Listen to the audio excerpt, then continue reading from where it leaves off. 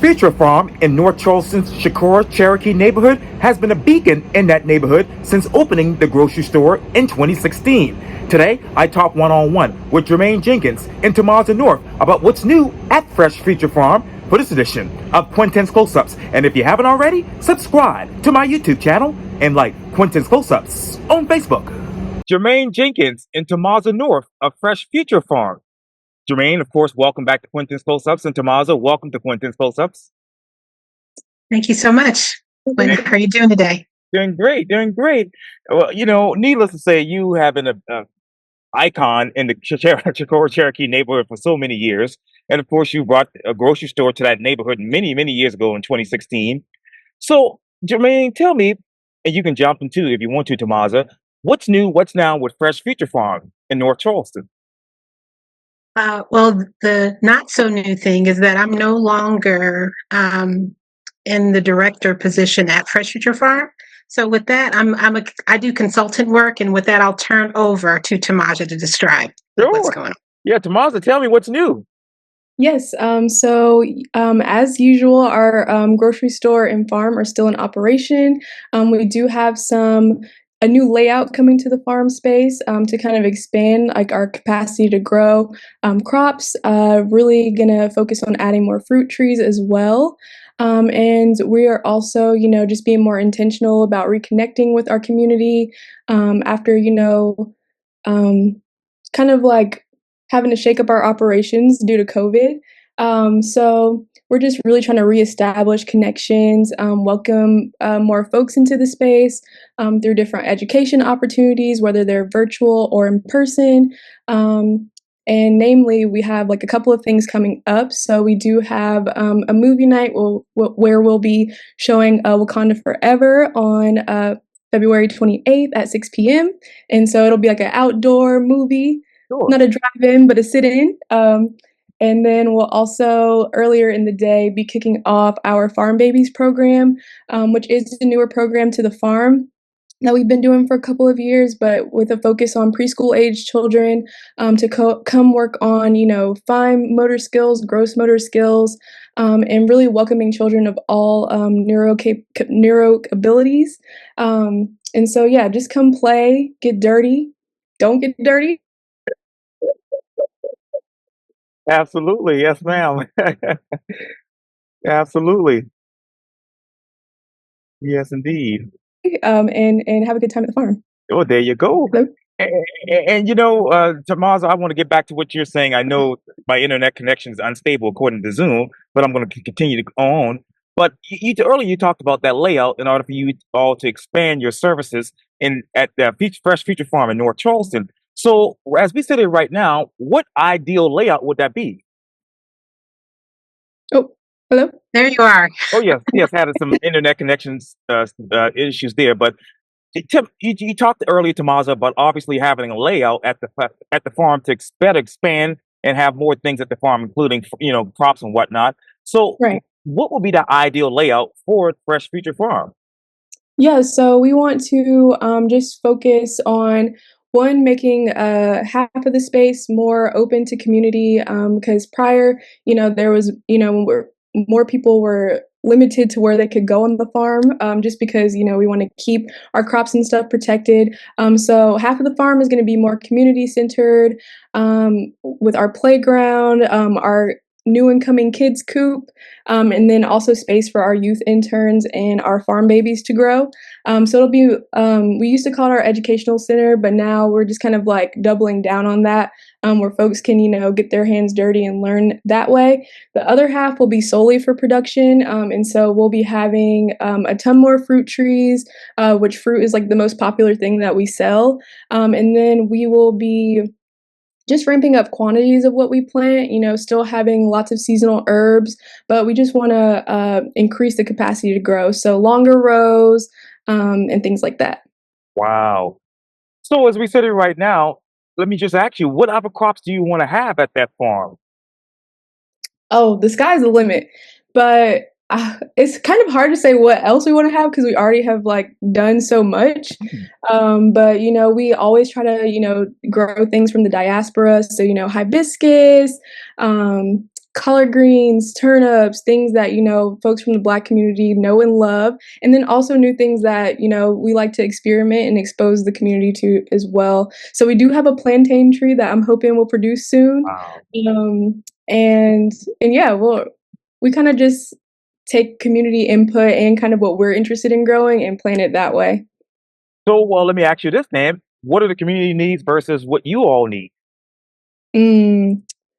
Well, I would say that there's been an increase in community needs since the pandemic. A lot of the folks that we serve have continuously and prior to COVID and now have been pushed to the margins, especially with the cost of living. So a trend that we've noticed with the grocery store is that a lot of people are needing a little bit more support, and that's something that we aim to never turn anyone away from. And so yeah, that's kind of been our like growing need is just more folks needing more support with the community or neighborhood discount, and sometimes even the 100% off of our sliding scale in the grocery store. Wow. So, take me behind the scenes and take the viewers behind the scene. What is it like to be at the grocery store at Fresh Future Farm? Oh, okay. So you walk in, and there's probably always some type of music playing. We always welcome folks with open arms. We kind of have, our main grocery area, but then to the right, we have kind of all of our merchandise, local items from different Black producers in the area. And then in our fridge, you can always find fresh produce, dairy products, and things. In our freezer, which might be my favorite part, is a lot more local products from other Black farmers in the state.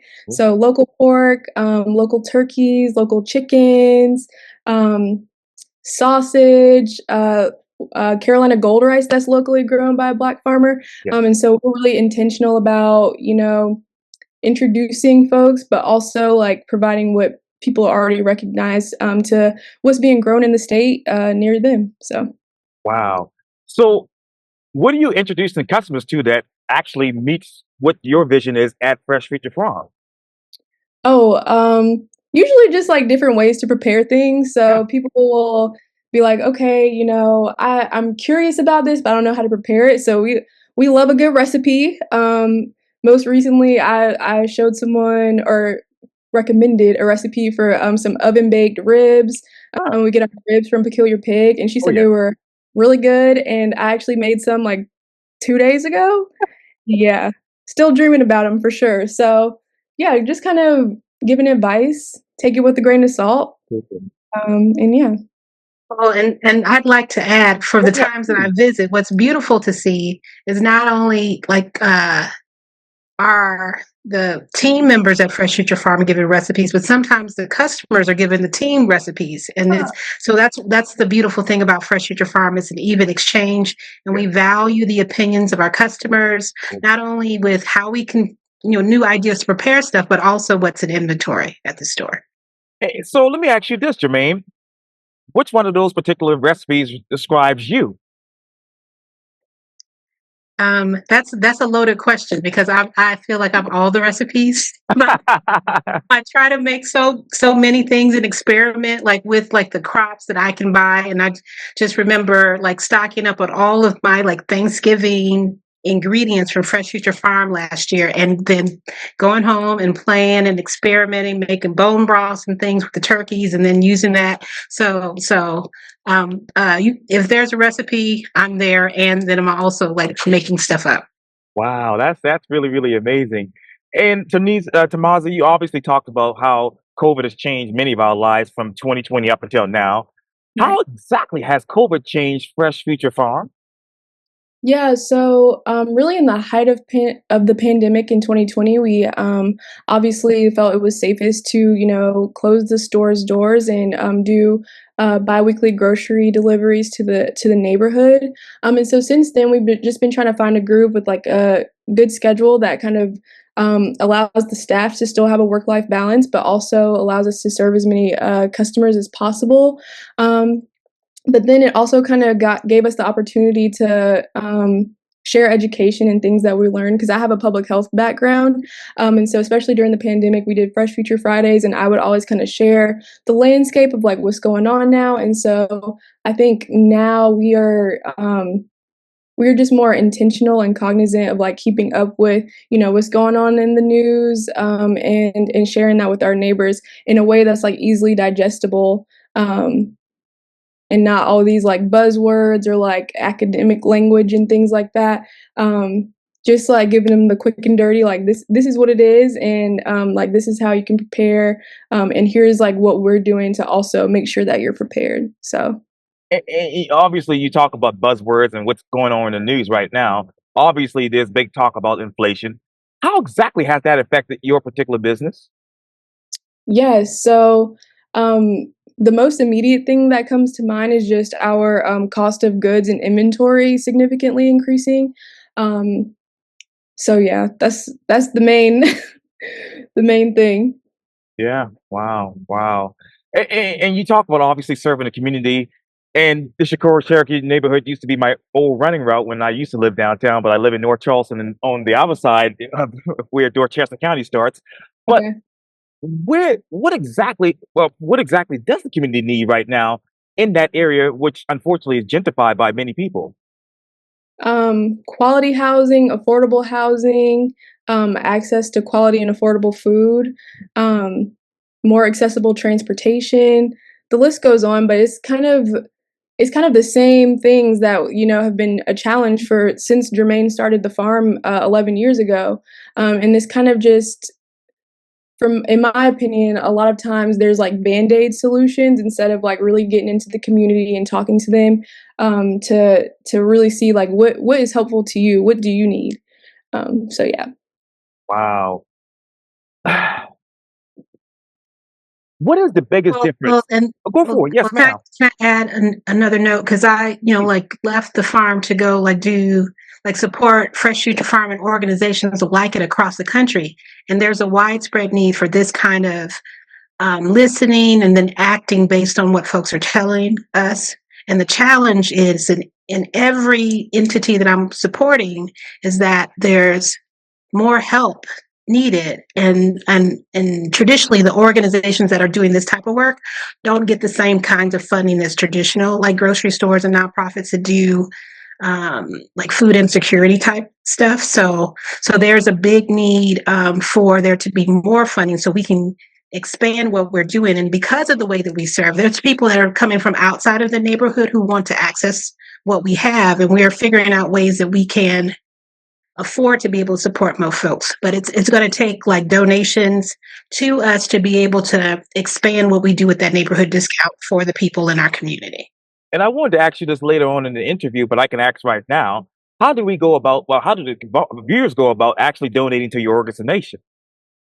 Yeah, so you can find us at freshfuturefarm.org, and it does like the website details kind of everything that we do, and you can donate through there.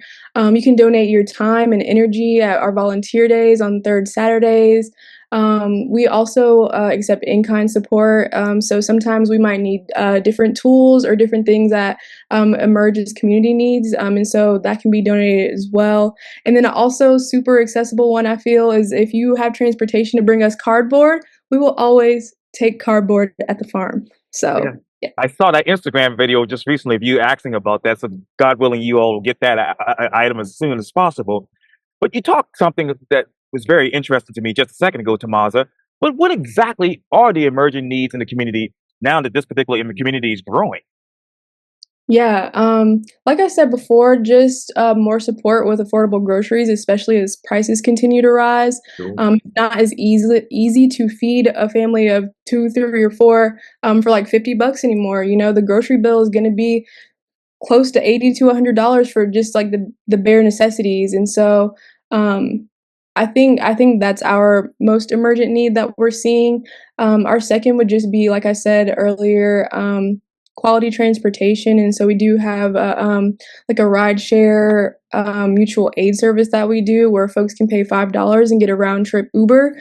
And so we're just kind of listening to what especially our regulars mention to us and try to see where we can fill in the gaps. Wow. What other Mhm. gaps do you all want to obviously close when it comes to food insecurity in that particular neighborhood.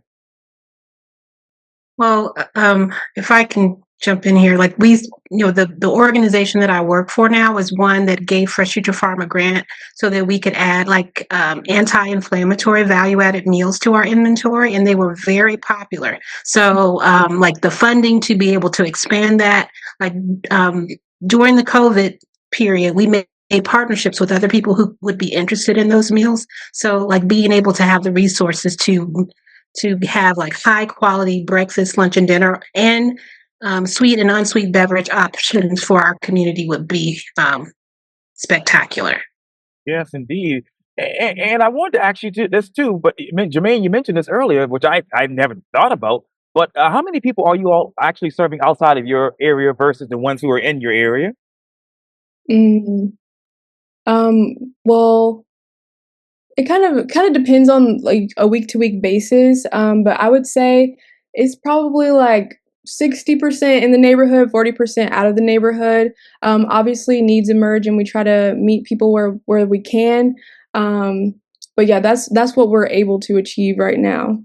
And that's how Wow. you And can Yes, and ma'am. then there's those partners like Be Collective and Healthy Families who are regular partners and guests at the farm for them to bring their participants to our space to be able to celebrate like annual events. So the reach is growing.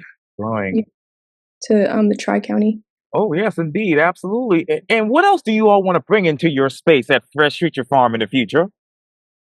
Oh, everything. We just I think just operating with the intention of being a safe space where people can just be and thrive. So, like Jermaine mentioned, we want to have the anti-inflammatory heat and eat meals. If you have a long work day, you don't want to cook. So, having that available, more opportunities for people to come and learn and play and get their hands in the dirt and just kind of experience the level of healing that the land can provide. Um, what else? More youth presence, which is something that we've been more intentional about growing because, our young people are privy to way more than they get credit for. And so just really hearing their perspective on like what's going on in the world, in the neighborhood, and like their ideas for like solutions because, they are creative and also they have the internet on their side. So, yeah, to name a few. Absolutely, absolutely. And what is your perspective about the Shakur Cherokee neighborhood from when Jermaine started this in 2016 to right now? Do you want to? I kind of came Oh in. yeah, yeah. Well, because you're taking me way back, Quentin, to me going too early, giving people flyers about a grocery store. We didn't have the fence yet, so uh, there it was more of like a community like of color, like not necessarily like mostly renters and stuff when we started the farm and store. And now I know there's more like home ownership and folks moving like to the area because it's more affordable than other places in the Tri-County. So a lot of our neighbors like have come to us to say like our rent is going up by $100-$200 a month. And then having to move. So there's been a lot of transition, but we still want to be an anchor for the folks who need high quality food that they get to choose at prices that they can afford. And what are those high quality foods that you all are keeping your eyes on that you want to eventually bring to the Fresh Future Farm? They're already brought. I'm turning it back over to Tamasha. Oh, yeah, please do. Let me just name some of my favorite things that we grow. Collard greens and kale, Yeah. absolutely. Okay. Oh, But really, anything that we have on our harvest to order list that hangs in the store is going to always be high quality. Like I said, we do grow with each season, so there's always like some type of fruit or vegetable that rotates throughout the year. But then I also mentioned this before, but just the piece of like highlighting other farmers in the area and what they're also bringing, and yeah, in my opinion, local does taste better. So I would say that's high quality. Um, and one of the hot commodities now, especially, is local eggs. yeah. So I just got a delivery of them literally right before this interview, and so I'm excited to, let the people know that we have the eggs available again. So Yay, very exciting. And thanks to the folks at Verde for introducing me to kale a couple of years ago. So that's all I eat there now. My kale chicken Caesar Oh, wrap. yeah, some good kale. But then there's also like Tamaja, like the things that y'all are bringing in the store. Like we have Lilies of Charleston, like seasonings and sauces. There's also like a dozen cousins products. We have like our Snap space is filled with like black owned like canned goods, so there's like a good variety. And what's also special about the farm is if you have food allergies, if you can't tolerate dairy, there's also alternatives there. That's really, really amazing. And mm. yeah, man, this was such a good time. I really do thank you, ladies, for this. Germaine Jenkins and Tamazha North of Fresh Future Farm. Thank you for your time again. Germaine, welcome back to Quintin's Close-Ups. And it was good seeing you at True Value a couple of months ago. And Tamazha, it was good meeting you. And welcome to Quintin's Close-Ups. Well, thank you Thank for you. having me. Thank you all.